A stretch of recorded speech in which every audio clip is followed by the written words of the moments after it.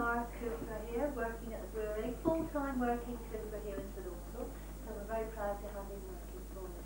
Just a handful left in the country, and he's the only one here in Cornwall. There'll be a rare demonstration for you this afternoon. After Lou's finished his demonstration, I'll come back and collect you, and then you come back to the visitor centre and have your samples of the real ale. Okay, bye. Right, well, this is the only size of wooden barrel now that we use at the brewery, and what it is, it's a 9-gallon firkin. And up to a couple of weeks ago, my job mostly was just repairing and maintaining the ones that we had left, and we still had about 300 or 400. And what they noticed in July and August, when it was the peak of the season, we did actually run short of wooden casks. So they've decided now that they're going to make some new ones. So that's what we're doing at the moment. We're actually making some new ones for next season. We don't use any new timber for doing it now. One of the reasons for that is what we use mostly, it's what you call memel oak. Originally, most of the memel oak, a lot of it came from Russia, and a lot of it came from around Bosnia. So you can imagine the problems trying to get hold of it today. It's almost impossible. You cannot have price, I suppose, but there again. And what we're using at the moment is them big barrels that you can see at the back there, those are the ones that had our 125 rum in them, and they came from Guyana originally, and they've been stored in our bonding warehouse for about 5 or 6 years, and then it's bottled here. And what we're doing now is knocking them down, and that's one of them there, and remaking them into little 9-gallon cask instead. The only problem we've had is trying to get rid of the taste of the rum in the beer. A lot of people say, well, it doesn't matter anyway. Anyhow, when you do start making a barrel, if you start off from scratch, and it's just an ordinary straight piece of wood like this, and you can see it's actually beveled in here on the 4 corners.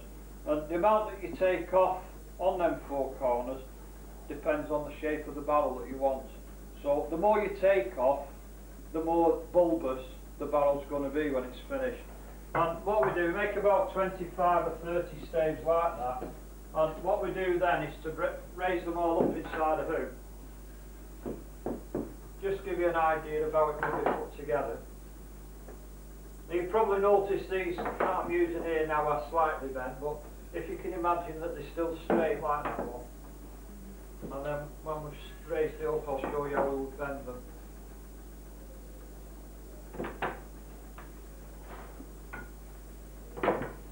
Don't put nothing between the joints at all. It's just the tightness of the hoops that hold it all in place.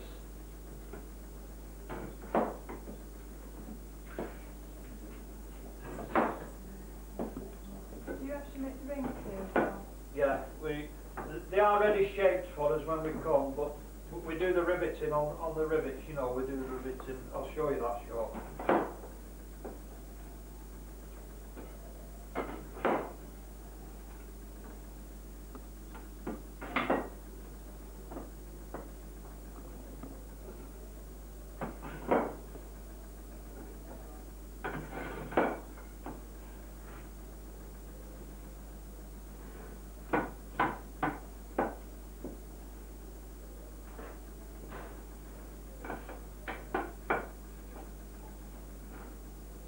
If it drops at this stage, I'll start again.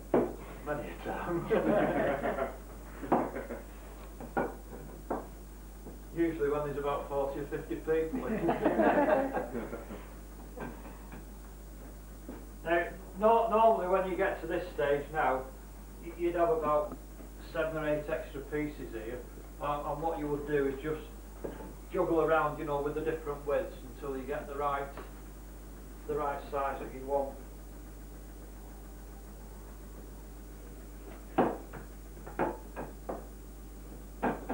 Just a coincidence that that one should have happened to go in like that.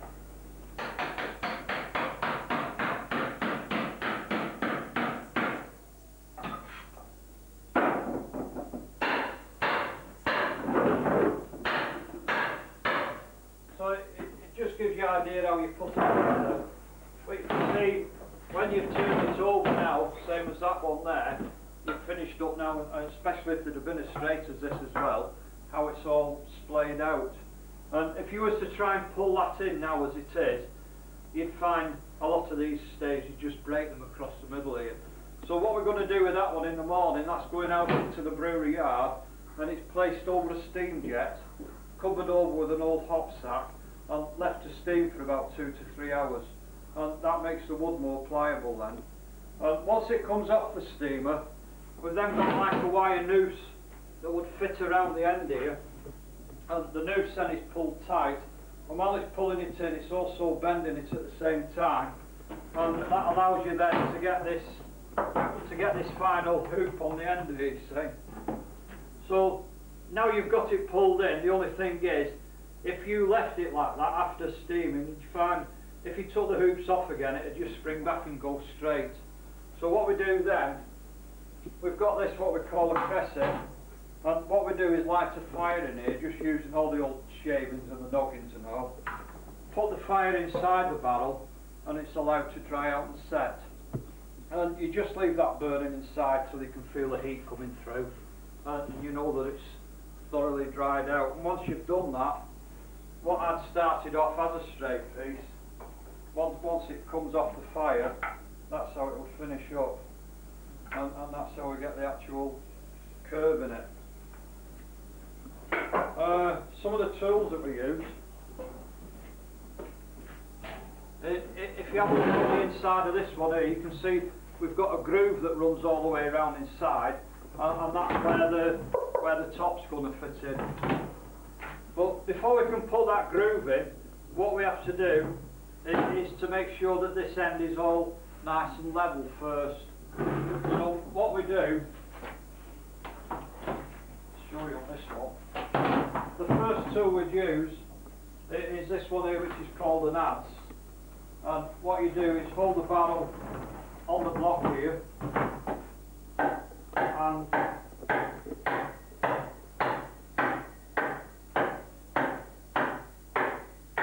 you chop it all the way around until it's something like level.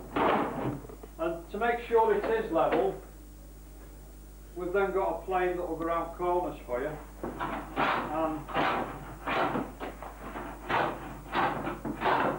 that just levels it all up, you see. So once you've levelled it, we can then put that groove in. And what we put the groove in with is this one here, which is called the crows.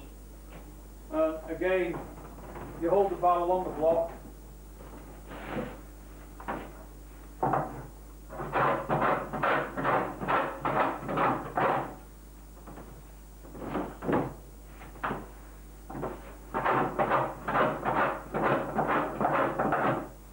and that's how we'll get the groove in. You can see how it comes in there. The only other thing you do on it, it's got to be clean dressed inside, because you don't want any little nooks and crannies anywhere where you could get the germs going and contaminated a bit, especially the yeast. So it has to be smoothed off inside, and what we use for that is this one here, which is called the insole. Again, by just holding the barrel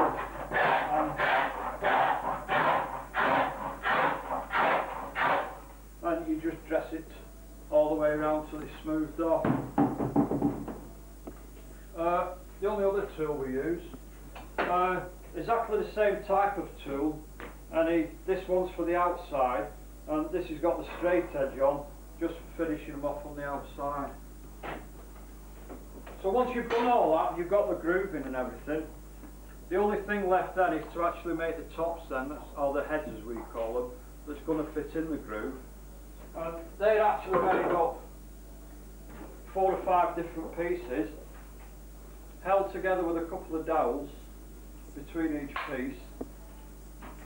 Was done at one time on the old doweling base here, but we have gone a little bit upmarket. We've got an electric drill now, so we don't use that anymore. We've also got the jigsaw down there, and the jigsaw is used mostly now for cutting the heads round first. Once you've done that, they are then finished off properly, and that's still done by hand with a heading knife. What we do, you just hold the head on the block here, and that's how we would cut the heads in. So once you've done all that, the only thing left then is to actually fit the heads then into the barrel itself, and that's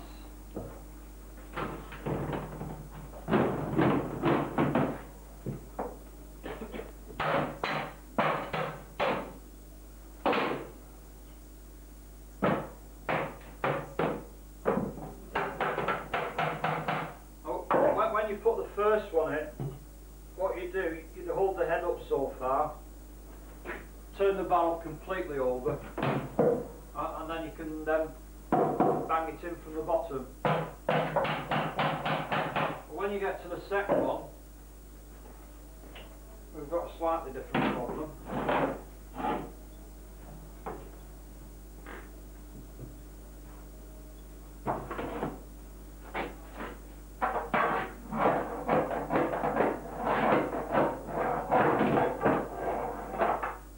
Knocking up stick, you say.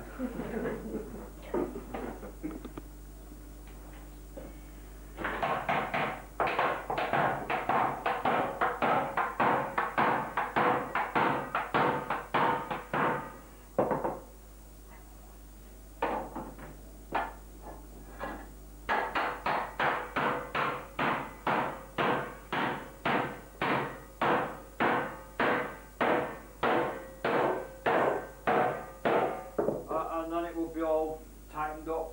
Obviously you'd have to tighten it a lot more than that to make it watertight, but it just gives you a general idea how it's... And the actual slats, do you make them from the template? No, just done by eye. These that you can see here was actually left over from that one we've done this afternoon. But we just don't do them by eye. The actual slope on them and everything, yeah. No, we don't measure them at all. The average lifespan? Lifespan obviously depends how it's looked after. There's no reason really, if it is well looked after, why it shouldn't last for 30, 40 years even.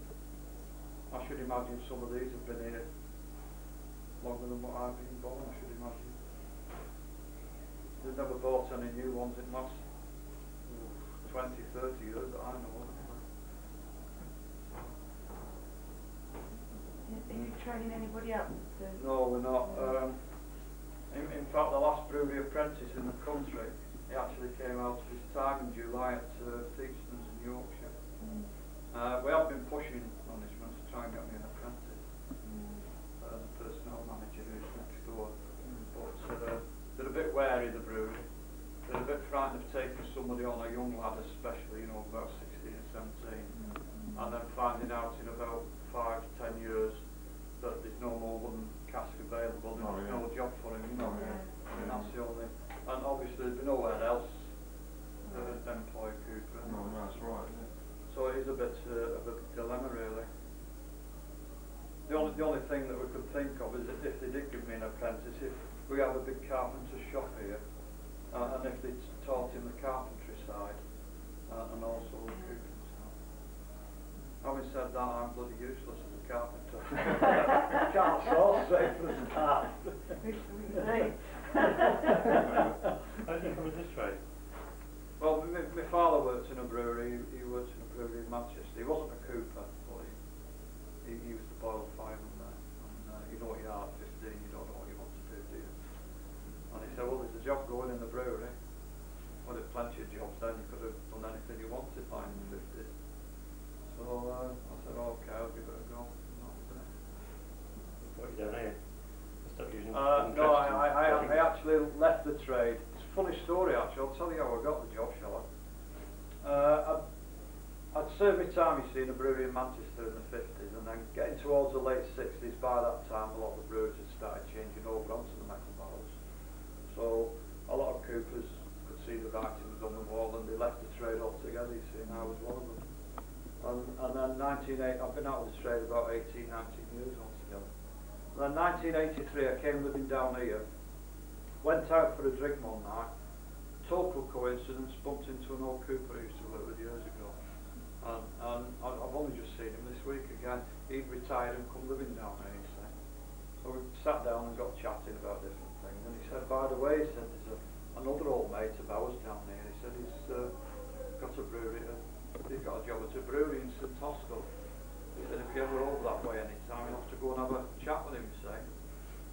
So one afternoon I was free and decided to come over and spent the afternoon with Donald, the old cooper that was working here, because I'd known him since I was a kid. He was another Mancunian. And then 5-6 weeks later I had a telephone call to say that unfortunately Donald had been away on holiday. On his way home he took poorly and he actually died on the train coming back into St Austell. So me and the old chap, we went to represent the Coopers, you see, at his funeral. When we get there, obviously all the lads from the brewery, they was there and all. And who should I sit next to but the man that does the hiring and firing for the brewery. And got talking afterwards, and I just turned round to him and I said, well, what's going to happen now with the Cooper's shop? Are you going to close it down like all the other breweries or what? He said, well, not necessarily. He said, if you're interested, he said, perhaps we can have a little chat about it. Well, I finished up, had an interview in the crematorium and started here on Monday morning. So that's how I got the job. That was in 1987. And like I say, I've been out of the job about 18 years last night. Some time to be out. Yeah. But actually it was a bit like riding a bike. It's, once you can ride a bike, you can always do it. I just come straight back into it, no trouble at all.